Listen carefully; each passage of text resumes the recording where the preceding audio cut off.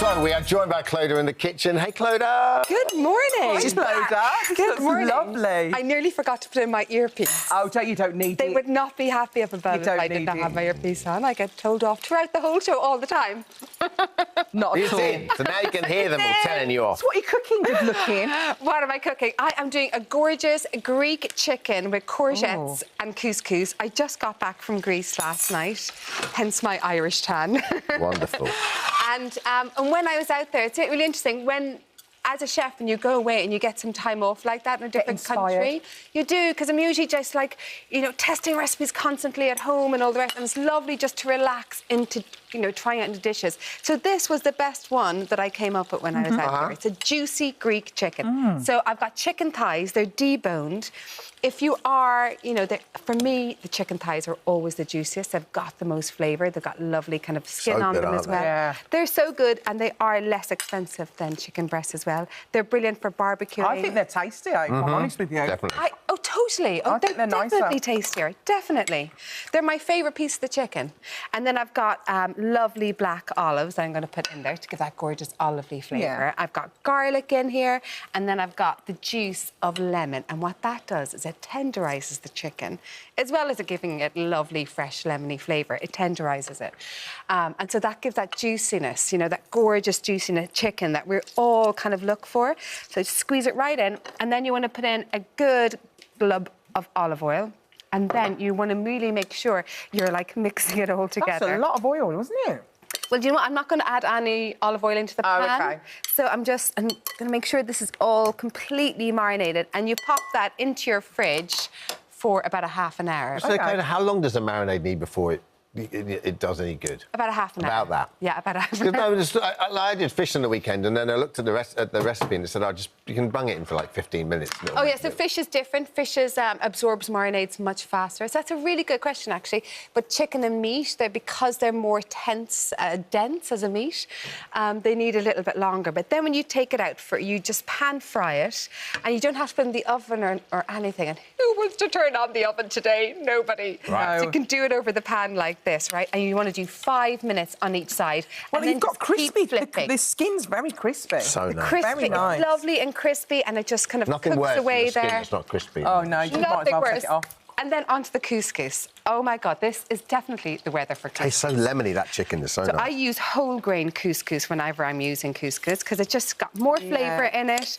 Don't buy the packs that are pre-made. Buy the ones where you actually cook it straight off. A lot of them are already pre-cooked or halfway cooked. Much cheaper to buy it like this, and it's so good for you. And then this is my tip, right? So, harissa paste, it's got everything. I love it, right? I'm so addicted to harissa. I feel like I could be a harissa ambassador. Me too. It's like, I love it. Me too. I know. Smoked. Have you ever had it with mayonnaise? Just put a bit of olive oil here. Can I quickly show you? Yeah. What I Go do, for it. I get a loaf of bread. I put a little bit of that, and then I just get a little dollar, bang it in the middle, And mix it around. and then I don't even mix it. I just get the bread and go like that, and then eat it. It's so nice. Is it good? It's delicious. It's just some bread. A dunk and dive. Oh, lush, yeah. Candidates for the harissa ambassadorship are in today. It's, I know, yeah. Alison, Hammond. So my way. I love harissa. So in harissa, there's smoked paprika, chilli, garlic. It's so good. It's got all the flavours. So this is hot water. Yeah. You'd usually put stock into couscous, but when I was out there, I didn't have any stock, so I just had harissa, and I popped the harissa in. And then you just pour it all over. You want equal quantity of couscous. Some of that in the bowl there, Clodagh? Oops. Equal quantities of hot water liquid to that, and then when it's completely hot, what you want to do is put a tea towel over. You can use cling film, but let's not use too much plastic. So you don't need to cook it on the hob or anything. You just leave it. Oh God, like no! that. It steams. The cooking of it steams. And And so is that the case with couscous? Because I don't really cook couscous. Yeah, much. Is that the case with couscous? every bit of couscous cooks like that, right? And then it comes out. Look at it. I'm going to show you the reveal in a second, because to go with my couscous, I've got some courgettes. These courgettes, and a lot of people don't really know what to do with courgettes. This is a brilliant way to cook courgettes. Chop them up really small like this. Bit of olive oil. I don't have anything else in here, but you could put in garlic. You could put in chilli in here as well. I've got the chilli in the actual couscous, so I don't want any more in this one. And then you put a little bit of squeeze of lemon. Courgettes love lemon. You know what, it's funny, we were talking about this last week. that dicing those vegetables so small, it makes such a difference. Oh, gosh, yeah. It makes such a difference. I just haven't got the time to do it. No, that's the thing. It's that... When the... Sorry to... No, go on. When the couscous... Me and Al was saying that when you do have the time to do it, yeah, it always seems to make so nice. When the couscous is steamed, which takes about 8 minutes, you use a fork to then just loosen it all up. Don't use a spoon. If you use a spoon, it'll all start getting clumpy and start kicking together. Pour the courgettes in on top of it, and this is when all the kind of Greek flavours come in, OK? Flat leaf parsley, and I've got green olives, which are so good with this. Loads of feta crumbled up in here. And then salt, pepper. It tastes delicious, honestly. Olive oil. It's really Isn't nice. that Will that feta start to melt as well there? And that feta will kind of... It will actually start to melt a little bit. So let me... Oh, look at my plate. What am I going to plate it on? Just bang it in.